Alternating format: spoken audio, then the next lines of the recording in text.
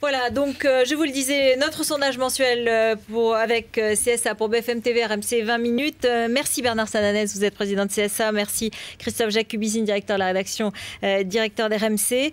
Première constatation de ce sondage, c'est une surprise parce qu'on avait annoncé à grand renfort de détails à une époque. Marine Le Pen était au deuxième tour dans tous les sondages. Aujourd'hui, dans celui-là, elle ne l'est plus. Et Nicolas Sarkozy arrive au deuxième tour, donc dans tous les cas de figure.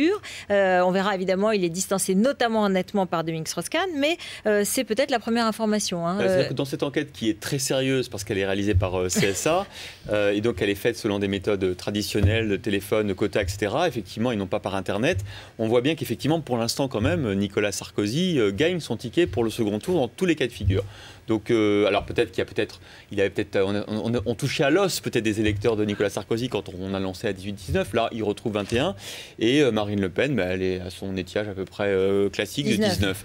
Donc c'est vrai que non seulement il y a deux bonnes nouvelles, enfin voilà, pour le président il y a deux bonnes nouvelles. Un, qu'effectivement il accède au second tour, et deux, que la multiplication des candidats du centre ne l'empêche pas d'aller au second tour dans tous les cas de figure, qu'il soit 1, 2, 3, qui est Borloo, qui est Villepin. Voilà, vous avez testé, Bernard Sananès, la candidature de Jean-Luc Borloo, la candidature de Dominique de Villepin, séparément et ensemble. Et dans ces trois cas, Nicolas Sarkozy arrive au deuxième tour. C'est vrai que par rapport à notre vague précédente, il y a deux faits politiques majeurs qui sont la candidature de Nicolas Hulot et l'entrée en mouvement, on va dire, de Jean-Louis Borloo. Donc c'est vrai que ça change la donne, et on voit bien que par rapport à une campagne que pour l'instant on voyait un peu, on va dire, à trois pôles, il y avait le pôle Sarkozy, le pôle du candidat socialiste et l'extrême droite, et tout le débat se concentrait autour de ces trois pôles. Là, il y a quand même, dans cette étude, apparaît assez nettement l'émergence d'un pôle central qui, quand on totalise Hulot, plus Bayrou, plus Borloo, plus Villepin, en testant les différentes configurations, tourne autour de 20%. Et donc, on avait un peu oublié qu'il y avait un pôle central, je ne dis pas centriste, mais un pôle central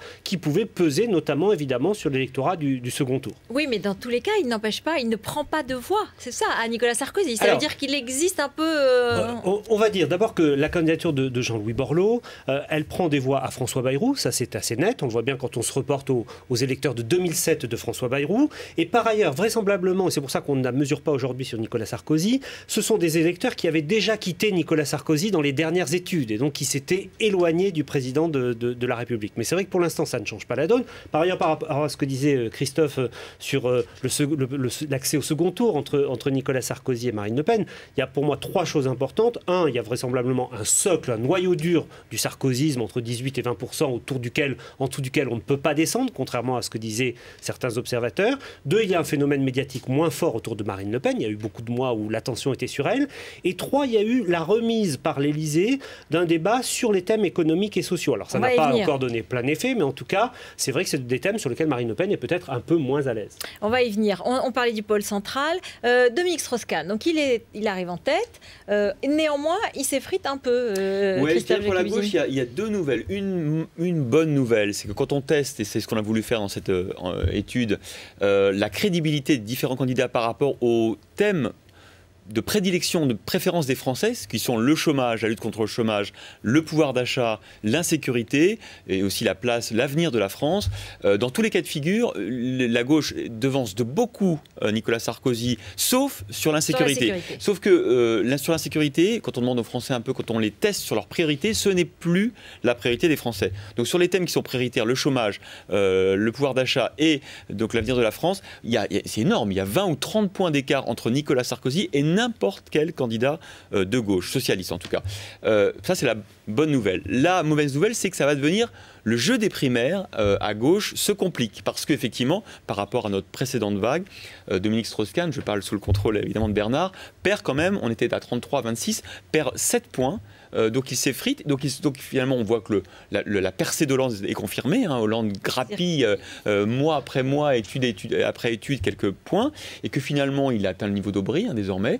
Et que donc les trois candidats socialistes, je pense que si, comme le disent certains journaux, il y a une rencontre demain entre Martine Aubry et Dominique Strauss-Kahn. Ça, on dit qu'elle a déjà eu lieu. Ouais, peut-être pour décider qui doit se désister. Je pense que l'ambiance doit être, sera ou a été un peu tendu. C'est moins évident qu'il y a quelques temps. C'est moins évident, notamment pour Dominique Strauss-Kahn. Jérôme Sainte-Marie, le directeur du département politique CSA, faisait remarquer ce matin que par rapport à un écart entre Strauss-Kahn et Sarkozy qui était quasiment de 15 points lors de notre dernière vague, aujourd'hui l'écart n'est plus de 5 points. Deuxièmement, ce qui fait la force de Dominique Strauss-Kahn est aussi là sa faiblesse. Dominique Strauss-Kahn mordait sur l'électorat central. Absolument. Et on voit bien que quand l'offre centrale qui n'est pas encore structurée émerge, prend des voix, par exemple la candidature de Nicolas Hulot, Eva Joly faisait 3% dans notre dernière intention de vote à peu près, Nicolas Hulot fait 9%, et on a une baisse de Dominique Strauss-Kahn. Alors je ne dis pas qu'elle est linéaire, mais on voit bien que ce qui faisait la force de Strauss-Kahn, capter l'électorat central, peut être sa faiblesse, et on sait de toute façon très traditionnellement que l'électorat central est le plus volatile, souvent jusqu'au dernier moment. Nicolas Hulot, il a prononcé son nom, c'est son entrée dans le jeu, clairement, et plutôt une belle entrée. Plutôt une belle entrée, entre 8 et 9, c'est exactement ce que disait Bernard, par rapport à une Eva Joly qui faisait 3, on peut dire que pour les Verts, ça semble être le candidat évident, mais comme vous le savez, la rationalité ne fait pas partie de la culture politique des Verts, donc là aussi, les primaires risquent d'être un petit peu compliquées entre Eva Joly et Nicolas Hulot. Surtout que Nicolas Hulot a dit franchement, dès son entrée en campagne, c'est assez étrange qu'il aurait le sens des responsabilités et que si jamais il y avait un danger de faire perdre ou qu'il y avait un danger de 21 avril, il saurait peut-être se retirer. Voilà, alors bon. Non, mais c'est vrai que l'entrée en campagne de Nicolas Hulot est pour l'instant réussie, servie, n'oublions pas, par un contexte international, le Japon, Fukushima, etc., qui aide évidemment de manière indirecte ces thématiques de l'environnement. En même temps, la primaire, Christophe a raison de le rappeler, la primaire dans la force écologiste, la primaire au Parti socialiste, d'un autre côté on voit bien que l'UMP fait tout pour qu'il n'y ait pas de primaire, va peut-être déplacer un tout petit peu l'intérêt et le sentiment de où est la division dans la candidature. Et donc ça peut être dans les mois à venir quelque chose à suivre. Aucun candidat ne sortira véritablement épargné des primaires, quelles qu'elles soient. Et d'ailleurs, on croit comprendre au Parti socialiste que les discussions qui ont lieu en ce moment entre les candidats sont des discussions sur le thème « Ne faisons pas campagne en juillet-août, ne commençons qu'en septembre ». C'est une des exigences apparemment de Dominique Strauss-Kahn, de manière à ce qu'effectivement il soit le moins égratigné possible et qu'il y ait le moins de coups bas pendant des longues semaines. Merci beaucoup, merci Bernard Sananès, président de CSA, merci Christophe, directeur de RMC, merci à tous les deux. On va aller vers une actualité plus heureuse, comme le disait un ancien magazine. On va parler du mariage princier dans la deuxième partie de l'émission avec l'ambassadeur de Grande-Bretagne et aussi avec nous en direct de Londres, Suzy Menkes, qui est une chroniqueuse de mode très à la page, très branchée. À tout à l'heure. Et puis Louise Eklund, bien sûr, notre anglaise à nous.